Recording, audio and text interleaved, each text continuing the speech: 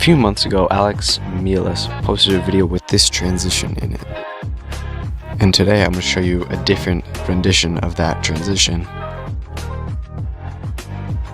Hey, what's going on, guys? Eric here from Eric and Miles, and today I'm going to be showing you a new transition tutorial in Final Cut Pro.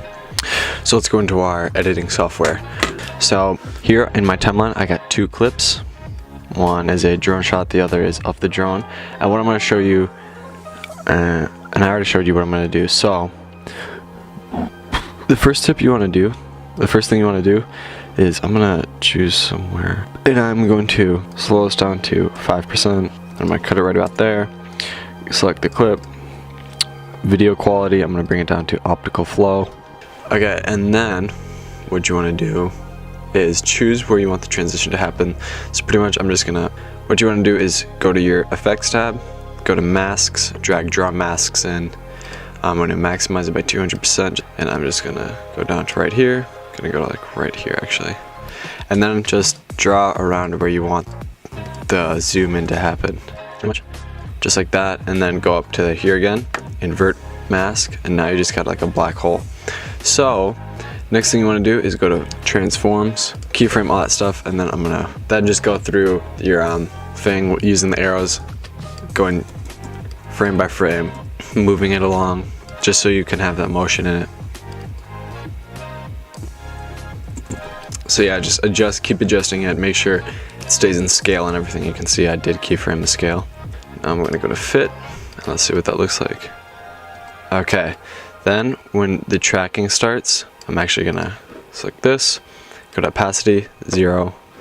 So now keyframe the opacity, drag it to right about here, bring it up to 50-ish, doesn't really have to be exact. Here, 75, 80, and then at the end, bring it up to 100. Perfect. Alright, now I'm gonna drag this clip down here. So next thing you wanna do is choose where you want the zooms to start happening. I'm just gonna choose right here, just because I don't really care. Then I'm gonna go to crop, Ken Burns, and drag this all the way down to as small as it can get. Alright, then I'm gonna speed this up, just because I don't care. Actually, I'm gonna make this a compound clip first, then speed it up right when it starts. Speed up however fast you want the transition to happen. So that looks pretty decent. I'm actually going to speed it up a little bit more. And that looks pretty good. Next thing I'm going to do is, as you can see, the last frame doesn't fully go to plan.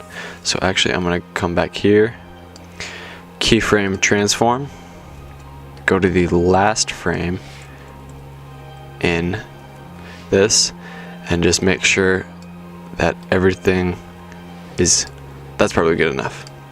So now let's see what it looks like. Opacity is gonna lift.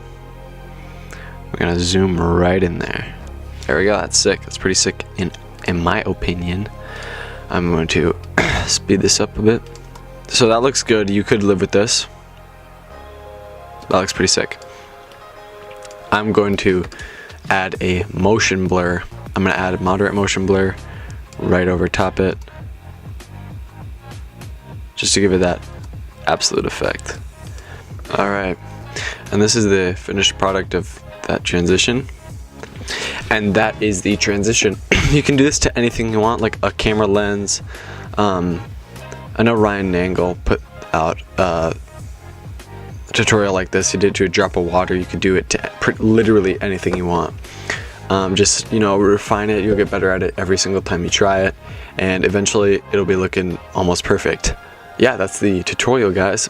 If you liked this video, remember to like, comment, and subscribe for more, and consider sharing with a friend to help them get it better too. That would actually help the channel a lot. So yeah, see you next time. See you tomorrow.